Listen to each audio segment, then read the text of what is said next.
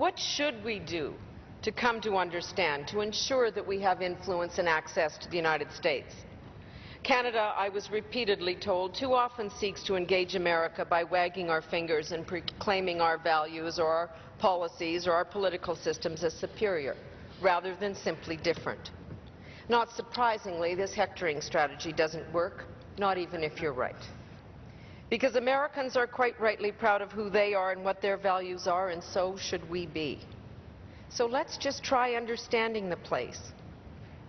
It seems despite free trade agreements and more than 100 million border crossings by our citizens each year, proximity is still no guarantee of understanding.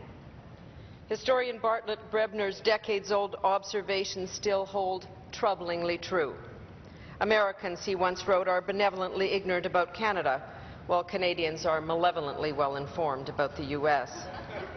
Or as one Canadian political wit once said, they are our best friends whether we like it or not, and we are their best friends whether they know it or not.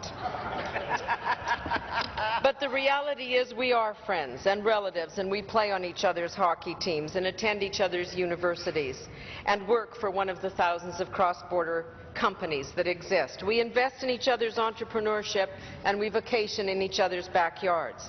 Our comedians and our songwriters and our authors entertain, and our journalists deliver the news to American homes and Canadian homes, and we all on both sides of the 49th readily consume the culture that Canadians have helped create. That is why the blatant anti-Americanism that has been so in vogue in the last decade is not very constructive, nor is it very intelligent. And we express these views at our peril, not for fear of some punitive American retaliation, but because it's the antithesis of what we purport to be: open, welcoming, generous as a people. In my view, not being Americans does not qualify as an affirmation of Canadian sovereignty. And too often we have made the classic mistake of personalizing our foreign policy. If we don't like the President, then we don't like his policies. Let's hope that the coming visit of President Obama will allow us to try once and for all to stop this ad hominem approach to foreign policy. Those who are dismissive and who have been of the difficult road that Americans have been walking in the post-9/11 world should pause and realize that there, but for the grace of God, go all of us. Just remember how we reacted in this country when we faced our own terrorist threat. Soldiers were on our streets. People were rounded up and jailed, and the War Measures Act was imposed. Charles Dickens once wrote that what is meant by knowledge of the world is simply an acquaintance with the infirmities of man. In other words, to be truly knowledgeable, we must recognize human frailty. Surely we can do this. We are doing this in Afghanistan, where we have worked alongside the Americans and other allies, and we have seen so many of our brave young men and women stand tall. They have changed lives, they have saved lives, and they have risked their own in the process. It is such a profound sacrifice and contribution. And our soldiers should also know that they are not just making a difference in Afghanistan. Their commitment has ensured that this country is no longer a spectator nation. As we all know, in life, in politics, in business, at war, the first act of all persuasion is clarity of purpose. You've got to know why you are doing what you're doing, and you've got to believe in it. You've got to believe in your mission if you want others to do the same. Let me quote the words of one Canadian colonel who served in Afghanistan. Victory, he said, is the preservation of hope, while gradually equipping the Afghans with the tools of state to continue the preservation of hope on their own.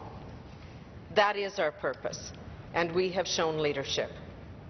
I read an interesting definition of leadership recently. A good manager does the thing right. A leader does the right thing.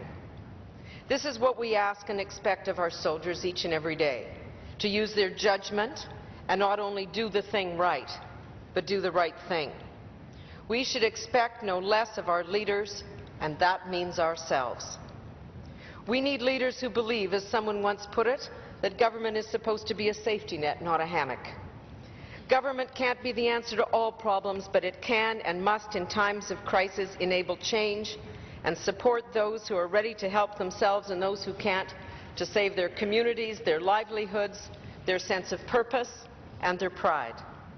The measures outlined in the economic plan will help restore confidence, which in turn will allow us to bridge the gap between our aspirations and our achievements. Attitude matters, actions even more so, and that responsibility belongs to each of us.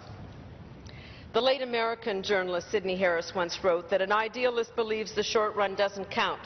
A cynic believes the long run doesn't matter. A realist believes that what is done or left undone in the short run determines the long run. We need to be realists in this place. We need clarity of purpose, and we need the leadership of people such as the Prime Minister, who, in taking a page from Wayne Gretzky's book, skates to where the puck is going to be and not where it has been. We have all come to this place because of the support of our family and community and because of hard work, but also because of the small events and large ones, the wins and losses, the life-changing crises, the moments in time, those subtle, silent forces that change your life if you let them. Serendipity would take me on a path from the dream to be a French teacher to the risky reality of being a social worker in a maximum security penitentiary. A chance phone call would lead to a career in journalism, and 30 years later, in the aftermath of the horrors of 9/11, another such call would take me from observer to participant, out of my comfortable TV studio and across the border as Canada's Consul General in New York City. And since then, serendipitous encounters have taken me into boardrooms and think tanks and, yes, even to the front lines in Afghanistan. And now this most profound honor, a chance to serve my province and my country.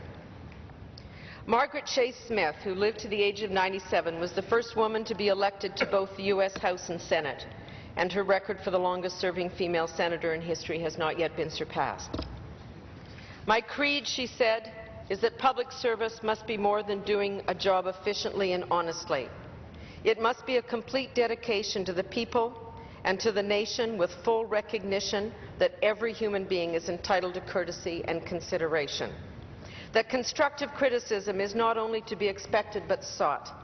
That smears are not only to be expected but fought. And that honor is to be earned, not bought. Senators, I will work every day to improve and reform this place so that we can earn the honor and respect of those we serve, not assuming it will flow by virtue of our title or some imagined sense of self-importance.